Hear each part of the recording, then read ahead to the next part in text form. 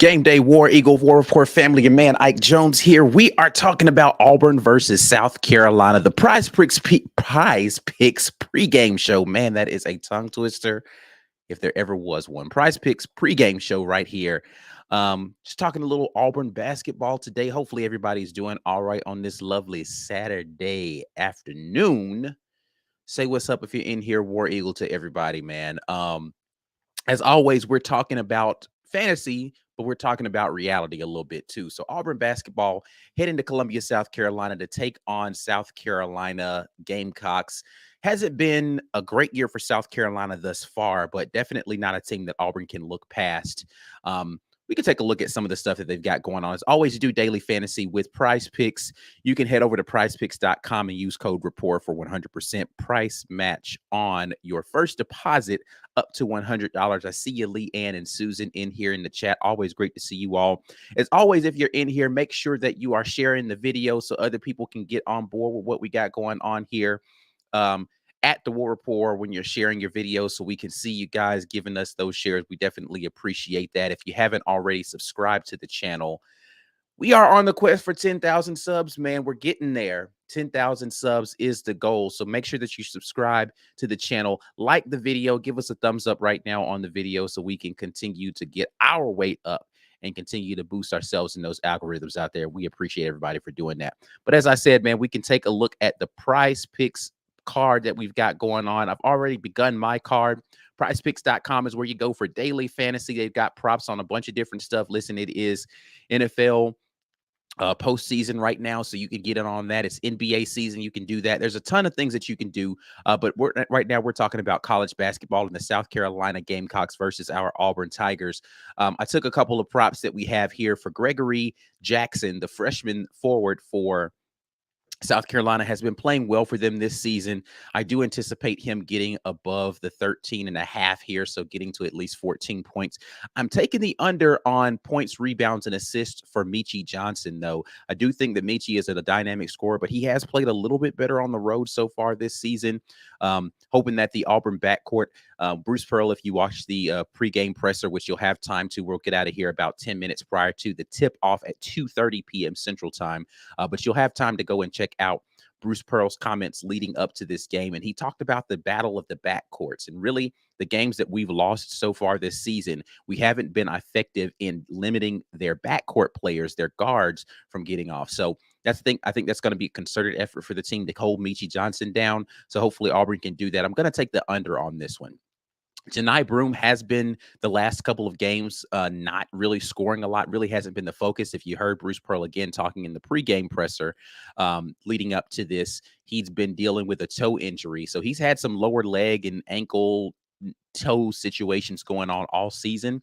But I do think that he's working his way back up from that. I'm going to take the over on Janai here. And then Wendell Green, I think it's just imperative that Auburn keeps him involved in the offense in some sort of way. So points, rebounds, and assists, 21.5 is the number there for Wendell. For Wendell Green, I'm going to take that one on him for the over, and we're going to go ahead and lock that in with our Prize Picks card there. So you guys can do your own card and do whatever you would like to. But we appreciate you guys continuing to rock with the War Report. Let's just talk a little bit about the game, though. Going back over here to the chat, I see more people have jumped in here. Chase Smith says, yo, you ready for the game, bro? Sunday when you was on Zach's show. I haven't been on Zach's show in a while, so I'm not really sure what that's about. What you call it? Mike G's been back in the swing, so he's been doing some stuff with Zach. So shout out to Blackerby over there. Haley, I see you. You said sub, not son. Gotcha. Ready for the game. You ready for the game, bro? Sub when you was gotcha. Subscribe with got it. Okay. Yeah, man, them typos will do it to you every time. All right.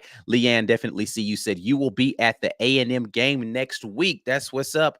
Ran into Leanne at one of the games previously. Looking forward to seeing her down there on the plains again later this season. Joe Rudolph, I see you in here. War Eagle to you as well. Delta, what's up? War Eagle to you. Good to see you guys out here in these YouTube streets. And we are previewing the South Carolina matchup against Auburn today. Auburn is let's take a look at what we've got on here. I hadn't really looked at how ESPN has the matchup here or what the spread or anything like that is on these games. But let's take a look and see what we've got. Again, a 2:30 tip. ESPN predicts 92.5% chance of Auburn winning this football game. There is a 12.5 point spread right now in this game. Wow. The reason I say wow to that is that Auburn, we hadn't really been performing well against the spread, particularly on the road so far this season. The last couple of games seem to have been an anomaly, but we have taken care of the teams we're supposed to take care of as far as winning. But LSU game got ugly late, but we were kind of letting them hang around there mid second quarter, excuse me, second half of that game. But as far as South Carolina is concerned, they are 4-1 in their last five. Only win coming at Kentucky, which was a surprise upset. If you ask most people, weren't expected to win that game, but they actually controlled that game for the vast majority of the game. It kind of got close late, but they did handle Mississippi. Ole Miss. They beat the. Got handled by Ole Miss at home most recently. So Ole Miss is a team that hasn't played very well, so I'm hoping that we can do similar things to what Ole Miss did in that game in taking care of South Carolina at home. They also lost to Texas A&M pretty handily, so it's a team that Auburn should beat, right? So should be a win here in as far as what we expect to happen. The big thing that I'm seeing here from South Carolina in this game, they haven't scored particularly well for the majority of this season. They're averaging 63, around 63 and a half, about 64 points per game.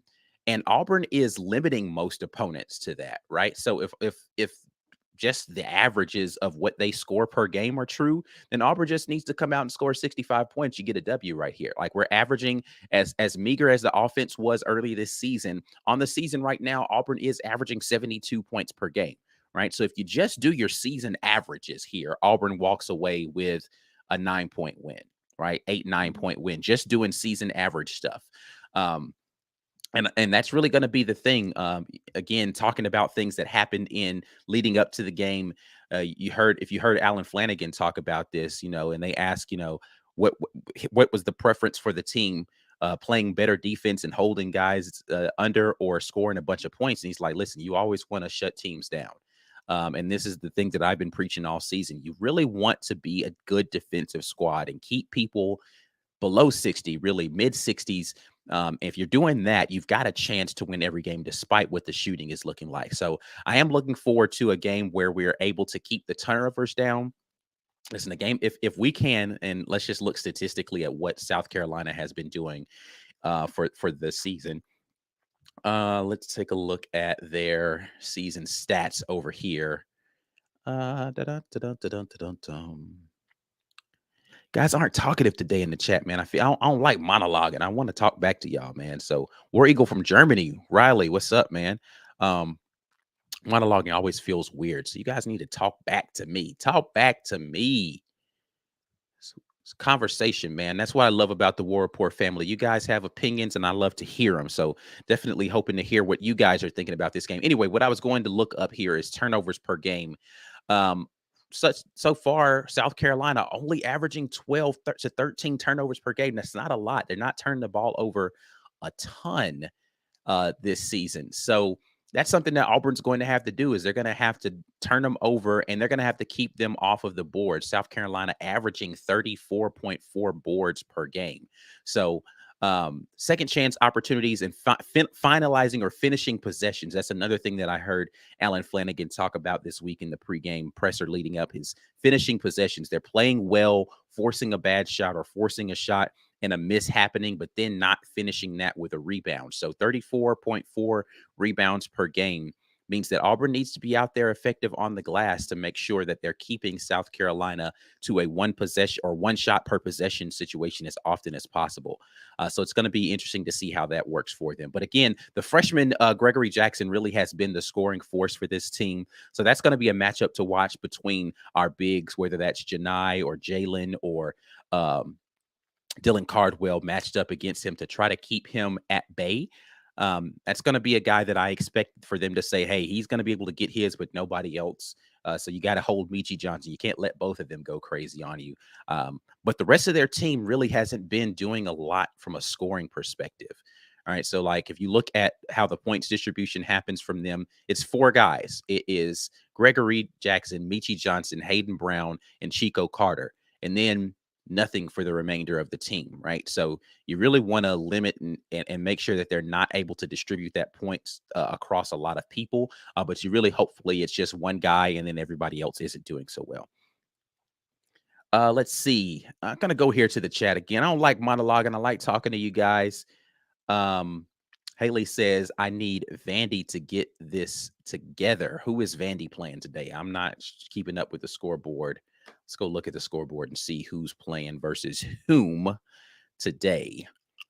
Hadn't been looking at the scoreboard. SEC matchups today.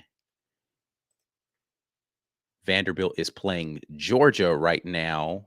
Vandy's winning by 3 against Georgia. Let's see here. Elsewhere around the conference, Texas A&M taking on Kentucky into the first half. Texas A&M winning that game. Arkansas has already put away Ole Miss for the day. Bama plays Missouri later on this afternoon. Tennessee versus LSU. Florida versus Mississippi State. Florida versus Mississippi State is a mid-off that I think might be interesting. Anyway, all right. Jerderick says, War Damn Ike, appreciate it, man. Appreciate you coming in here. Frozen Heart Gaming says, who else are we looking to step up this game? Stepping up this game is interesting, right? Because I think really you just want the usual suspects to do what they do. You want to see Alan Flanagan continue to play well. You want to continue to see an aggressive Jalen Williams, a confident, not really aggressive, a confident Jalen Williams playing. And then you really want to get your contribution from Janai Broome back up to his double doubles that he was putting up, or at least his double digit scoring that he was doing when he was on that tear. You want to get him back into that zone, and you want to continue to have Wendell. If those four guys can play well all together in one game, I think we handily win this game because we're going to be scoring a bunch and our defense is going to do what it does. Outside of that, as far as a guy who you want to see step up and have just some kind of big game, I think we're due a big KD Johnson game. KD has been playing a little more tentatively and not really trying to force the action, which is really good. But I think we're due to have a double-digit game from KD Johnson. So hopefully this will be the game where he's able to break out and do something. Looking at KD to do something big this game. Comes back, if we can get Trey and Johan going, we can be great. Listen, Trey, I think, is doing what he needs to do right now. He's given us good minutes. If you look at his season plus minus, he's doing well. Johan is the guy that needs to do something better. I liked the fact that late in the game against LSU, when it was a blowout, it seemed as if Bruce Pearl and company decided they were just going to give Johan some ISO opportunities to let him go score the basketball to hopefully get his confidence up. He hit a couple of shots late in that game. They looked like they were just going to feed him a little bit and let him go to work. So hopefully we get into a situation again where we're having a blowout game and we can let some of the freshmen get in there and just do their thing. You can get more minutes for, with Chris Moore still dealing with his situation, you're going to see more minutes from Berman, right? You want to see him maybe in an opportunity late game where we're actually running some sets for him to get off and do his thing. So if it's a double-digit game with like 3 minutes left, and look for an opportunity for some of those guys to get in the game and do their thing. So Georgia apparently just lost the game, much to the happiness of Haley. So yeah, I do expect to see a little bit more from those guys. Riley says, what's up, Ike? It's snowing here, so I'm looking for my Tigers to warm things up. Listen, man, we're all about cold fronts around here, man. So we need them to be icy, ice water in the veins and doing their thing down there. But yeah, hopefully they can heat up from outside and we can, rain a couple of threes in Columbia. You know what I'm saying? Doing our thing that way. Says Jasper has gotten a lot of drive guys shook. Listen, Zep Jasper has been a little more aggressive of late. I like the tenacity that he's showing on the offensive end. Hopefully he can continue to I really want Zep to be able to just knock down the spot up three opportunities that he's having. He seems to be able to do it. Short corner three is a little bit better than everywhere else. He doesn't really have like depth range, right? Like if he's like one or two steps beyond the 3 point line, he doesn't seem to be able to get that shot off well. So hopefully he can light him up a little bit more in those spot up opportunities that he's going to have. Haley wishing bad will on the rest of the rivals out there, wanting Missouri to go out there and handle Alabama today. So we're looking forward to seeing that game. That's going to happen. So our game starts at 2:30, so it's going to be here in about 15 minutes. And the Bama game is at 5. So we may be finishing around the time the Bama game starts. So you guys could have an opportunity to potentially see both of those games. Um, let's see. Haley jumps in with, and this is a 100% true. It hasn't been the same people each game, so I wonder who's going to go off today. It has been kind of a hey, it's your night thing, and the team has done a good job of feeding guys and giving them opportunities to continue to score when it's clear that that guy is the guy.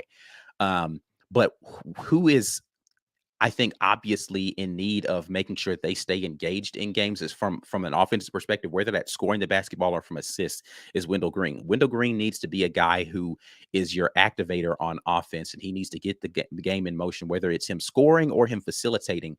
If he's in the game and he's engaged in that way, Auburn is a better team for sure.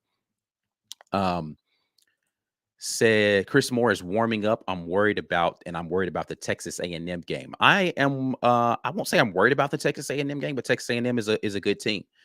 So it's I want us to keep our home streak intact. How about that? Like if it were a road game, I'd be like, oh, we could drop that one, no big deal. I want us to continue winning at home so we can keep defending home court in the way that we have. Chris Moore warming up is a good sign, so maybe he'll be able to get in and get some minutes today. Let's see. P Pass says Broom is going to go Kobe 81 on Bama. Hey, listen, there's been a lot of chirping back and forth on social media. So that game has already had high tensions just because of the nature of the rivalry. But it seems as if of late the players have gravitated towards that rivalry a little bit more. So it's interesting that now that both teams are actually good at basketball, that rivalry is taking on a different kind of tenacity. So definitely looking forward to that game. As far as South Carolina tonight, though, listen, I hope our guys are locked in and ready to go and looking to play a, mistake-free game and then just go out there and play hustle and tenacious defense to make South Carolina's day a little bit more miserable. So we're looking forward to a good game from our guys out there. Haley says good Wendell equals good AU, bad Wendell equals bad AU. Definitely seems to be when he's not playing well, the team doesn't really play that well. And that's the one thing I think that's disappointing for me about the lack of productivity we've seen from Chance Westry is I was really hoping that we could get another ball handler that could come in and really play some point guard, a big guard to be able to defend differently on the perimeter when we had teams that wanted to be more aggressive on the pick and roll that were giving Wendell problems out top. But he hasn't emerged as that guy. But I am happy that Trey Donaldson doesn't seem to be a turnover machine when he's come in the game. He's not the scorer that Wendell Green is, but he definitely runs the offense really well. And if he could get to the into the lane a little bit more and start to really break guys down, I think that it will help him a lot in being able to get to the mid-range jump shot, which I think he shoots a little bit better than the three. So hopefully we can start to see a little bit more from him today. Stuart Donald jumps in. Top 25 losers today: Miami and Kansas by 23 at home. Ouch. Listen, we don't need to go the way of Kansas today at all, or Miami losing. Miami, we owe them a little something from the tournament last year. So hopefully we'll get an opportunity to pay that back in multifold before all is said and done. But anyway, man, hopefully you guys are having a good Saturday. Hopefully Auburn continues to have a good Saturday and comes out of Columbia with a win. Colby Morris jumps in and says, you think Traore will start stepping up more? I don't know, man. Listen, I haven't seen any evidence that he is ready to take the next step. He has turned down, or he has lessened the number of turnovers he's had, and he's had better plus minuses the last couple of games, but he hasn't really been playing a ton of minutes. So I think they're still trying to figure out what kind of rotation works well with him. I really the thing for me with Johan is if he could just not turn the ball over and he could knock down the open threes that he's getting the opportunity to shoot, I think that he's going to be a more effective player. Early in the season and when he was in overseas in Israel, he was knocking down that corner three with more proficiency. And it just seems like he hasn't been able to shoot that really well lately. But I know he can shoot it. So hopefully he can get back in the groove and the rhythm of doing that sort of thing. And maybe that opens up and gives him some more confidence later.